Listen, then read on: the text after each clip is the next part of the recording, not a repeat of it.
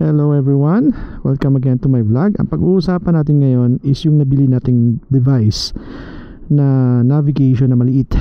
Itong Beeline Moto. Ito yung version 2 mga parts Yung first version kasi, ang mangyari kasi doon mga parts is yung device niya is yung arrow lang. Yung para siyang arrow lang na nagpo-point sa direction. This one, mas more on parang mapa na talaga siya. Mapa siya talaga na may mga lines. So, mas maganda na tong version na to. May isa akong kaibigan na nagsasabi na bakit daw hindi yung TS Motec yung binili ko. Yung kagaya ng nilagay natin sa ADV 750, yung sa XADV natin. Na parang Chingy. No? Kaya hindi yun ang kinuha natin mga parts kasi mas mas portable tsaka mas madaling ibulsa to. Yun kasi maliban sa wala tayong bracket para sa Vespa, mas mahirap ilagay yun. Sa ilalim kasi ilalagay yun which is kung ito yung handlebar natin. Kung yun yung handlebar natin sa Vespa, ito yung parang monitor niya. Okay? Dito ilalagay yan sa gilid which is ang mangyari doon mga parts is yung mata natin is pag ganun-ganon ang ganun-ganon yung mata natin, which is para sa akin mas mahirap siya, mahirap lumingon. So lalo pag may mga sudden impact or may mga biglang tumawid, may tendency ka talagang mababangga ka doon. So ito yung sinasabi ko na parang may line So yun. So kaya ito ang binili ko. Tapos pag cellphone naman, avoid snatching, di ba? So as much as possible, wag mo lang talaga iiwan to sa motor mo kasi pag once iniwan mo to, for sure merong magkaka-interest talaga dito kasi madali lang siya i-install Madali lang siya i-install. Kailangan mo lang scan mo lang yung niya, yung QR code, tapos yun na. Okay? Wala dito yung unit. So ang makukuha mo dito mga parts is isang ganito. Isa lang ba? Okay. Isa lang siya. Wala nga siyang charger. Do type C naman siya. Isa lang siya pero isang ganitong malaki tapos dalawang maliliit, which is nakakabit na dun sa Vespa. So ang total amount na nabili natin sa kanya is 11,990. Dun sa TS Motec yata yun, 10,000 lang yun. So mas mahal siya compared dun sa isa, which is mas kita yung screen nun. Ang disadvantage pala dito mga parts, wala siyang nagsasalitang yung may magsasabi na in 30 meters please turn right, ganun. So walang ganun. Walang ganun dito, more on ting ting, ganun lang siya. So indicating na kailangan mo nang lumiko left or right. So ito yung unit mga parts. Ito siya, maliit lang siya talaga, maliit lang siya na unit. Kung bibilin niyo to sa Lazada mga parts, mas mura siya. Sa Moto Market kasi 11,990 Samantalang sa Lazada is 11,490 lang siya. Ayun. So kaya bumili ako ng ganito sa Lazada, yung parang accessories niya na para ikabit mo siya dun sa sa mirror. Problem naman with this, di ko rin siya magamit. Ayan tingnan mo. Di ko rin siya magamit kasi mga parts, kailangan pa siya na isang device dito para pangkabit dun sa mirror niya, stem ng mirror. Yun ang disadvantage dito mga parts kasi mahal tong mga ganito. Itong ganun niya, itong unit na to. Pakita ko sa inyo sa Lazada.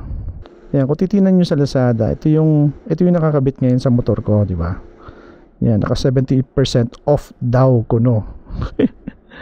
Okay, tapos ito yung nabili ko, this one. Yan yung nabili ko dyan. Tapos kailangan ka pang bumili ng ganyan. Ito pa lang alone is 1,200. This one itself is 2,000 plus. Ganun siya kamahal. Ito yung nabili ko this one Yan I to think hindi pa siya ganun hindi siya nagki-click masyado. Parang i-swipe lang siya ng ganun. Yan, ito yung mga disadvantages niya. Yan. Mahal masyado yung mga accessories. Ito yung bibili mo. Ito yung sa handlebar. Meron pa isang maliit. Ito yung sa mirror na ilalagay mo. Kaya medyo expensive, O, kung titignan natin mabuti kung magkano yan. Tingnan natin, Kunyari, add to cart. Oh, that itself is 2,290. Oh, pareho sila. Tapos ito 1,190. Magkano yung binili ko? 1,490. Oh. Kung saan yan sa Moto Market mo, 1,990 yan. Diba? So, ganyan yun siya kamahal. Ito naman ang kailangan kong bilhin. 2,290. So, grabe siya kamahal. Para lang ma-extend mo lang yung yung item mo. Itong unit mo dun sa mirror. To turn this on, ipindutin mo lang yung dulo. This one. Para mag-turn on siya. Yan. Kung nakita mo siya, all white pa siya, no? Malalaman mo siya pag activated na siya, pag pumunta ka sa Beeline na application. Kung titignan mo mabuti, nakalagay dito, allow background activity. In order to take that off, close mo muna lahat, tapos punta ka dito sa settings mo, tanggalin mo yung power saving mode. Yan. Pag tinanggal mo yung power saving mode, mas maganda kasi pag tinanggal mo siya, para mas maano mo siya, mas accurate siya pag tinanggal mo siya Kailangan walang power saving mode. So balik ka dun sa map mo, ayan, nawala na siya, di ba? Nawala na yung pula.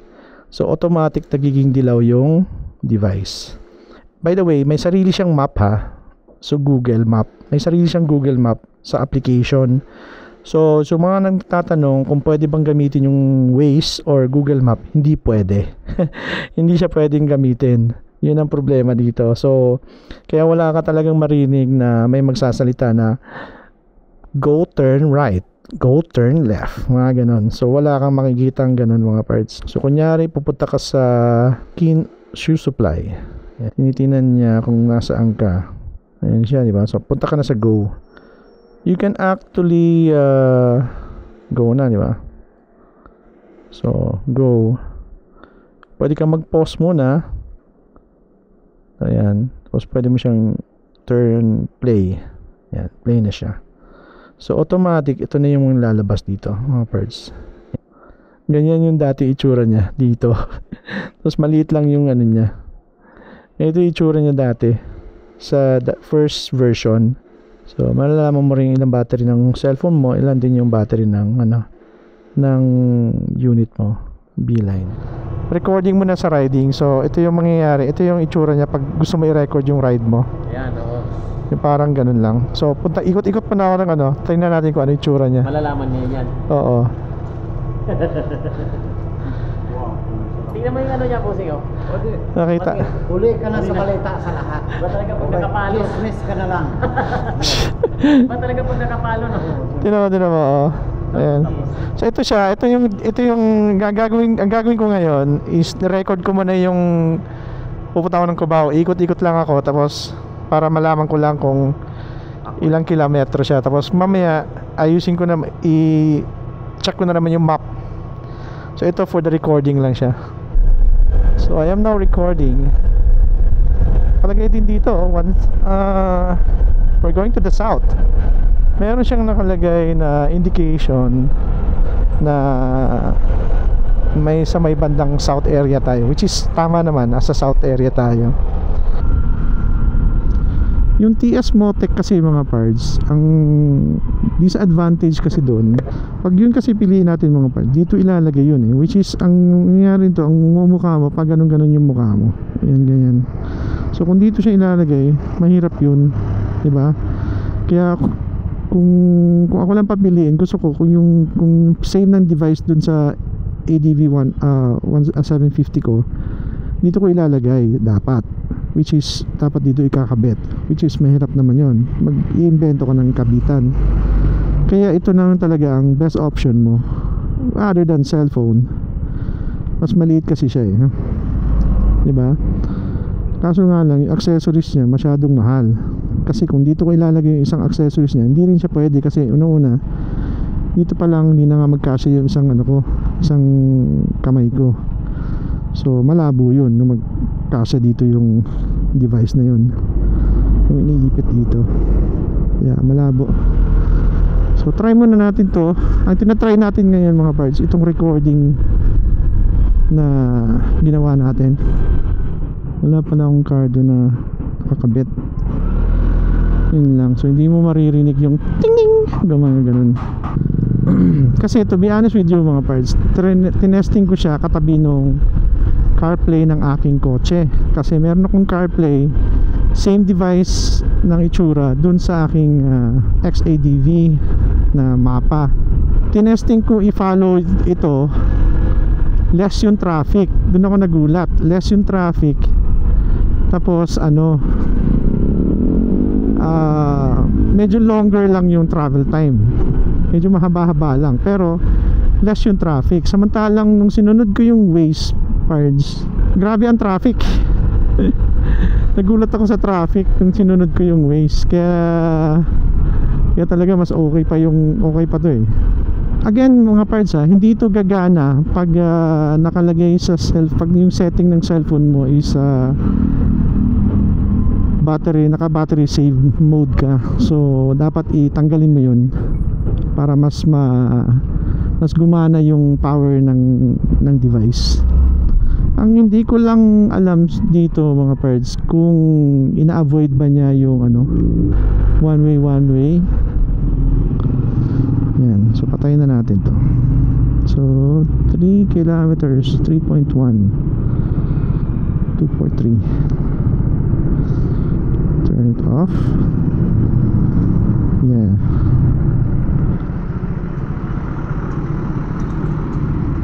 To Strava. Uploading to Strava. So plan route. Punta tayo sa Go.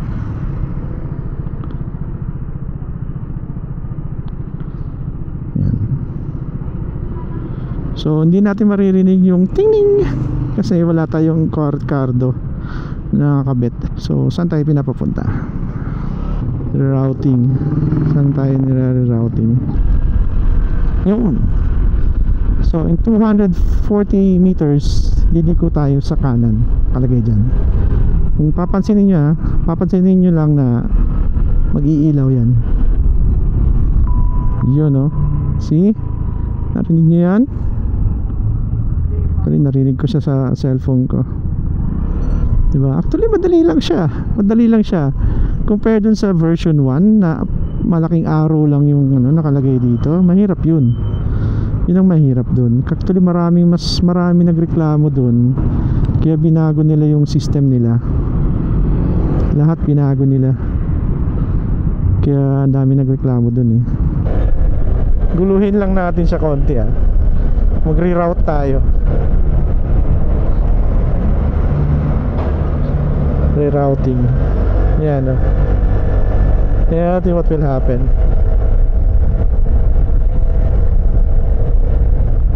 Palagay sa rerouting. Tagal mag-rerouting Ayan. Napaliko niya na ako. Nangiliko tayo. Napaliko niya na ako. Sundin natin kung saan tayo kanina nagdumaan. Dito rin tayo pinapadaan. So itong device na to mga parts, again pwede siya i-connect sa Strava. Kunyari nag-exercise ka, nagja-jogging ka, or nagsa-cycling ka, application na yon mga parts. Pwede mo i-record dun yung activities mo. So pwede mo rin siyang i-connect doon. Pwede ka magkaroon ng tawag nito, pwede mo rin makita yung activity mo doon sa Strava application. Di ba? Umiilaw siya, no? So kung titignan mo mabuti mga parts, wala lang siya, para siyang regular na device lang. So pag yung taong magnanakaw niyan, ay for sure nanakawin talaga to. For sure nanakawin to. Kasi madali lang siyang nakawin Mahal lang, yun lang yung disadvantage talaga dito. Mahal yung mga accessories niya. Yun ang hindi ko gusto dito. Sa US yata ito Yun lang ang ayaw ko dito, parts. Masaya ba ako sa purchase ko? Yeah, okay siya kasi sobrang handy niya Kahapon dala-dala ko lang siya sa bulsa Kasi kung isipin mo kung cellphone yan, di dalawa cellphone mo, di ba? So ito hindi na, maliit lang pwede mo siya ilagay sa bulsa, sa body pocket mo, sa bulsa ng ano, sa katawan mo, sa polo. Ganun lang siya kahandi eh. Tapos yung durability naman niya mga parts, ano siya eh, parang hard plastic siya talaga. Hard plastic siya. Tapos waterproof, water resistant kahit mabasa. O diba? Okay naman siya eh. Maliit lang, hindi masyado crowded, sakto lang. Ma-recommend ko ba to sa inyo? Oo naman. If you have the budget, pwede nyo naman utangin. Kung may budget kayo, then go for it. Pwede naman talaga. Kasi kung gusto nyo minimalist lang na map, hindi mo kailangan pong lagay ng map dito sa ilalim. Yun ang mahirap dun. Kaya ayoko talaga. Ayoko rin ilagay yung cellphone ko dito. Kasi una-una baka hablutin eh. Kasi minsan pumunta tayo ng Manila mga parts eh, nandun yung area na medyo critical, tsaka Taguig. Yan, yung mga area na yan, dahil magnanakaw dyan talaga. Ayoko ng manakawan. Kasi nanakawan na ako, nahablutan na ako ng cellphone eh. Try natin umikot kasi para yan yung destination niya. Destination is on your right. Ayan na. So we're here. Ikot lang tayo. Destination complete. Kung nag-enjoy kayo sa aking vlog na kung informative ba ito sa tingin nyo, kung may natutunan man kayo, sana meron. Well, please do subscribe to my channel. Kung aabot tayo ng 10,000 sa ating subscribers, mamimigay tayo ng helmet parts. At least 3 helmet. Promise ko sa inyo yan, promise. Kung yung mga helmet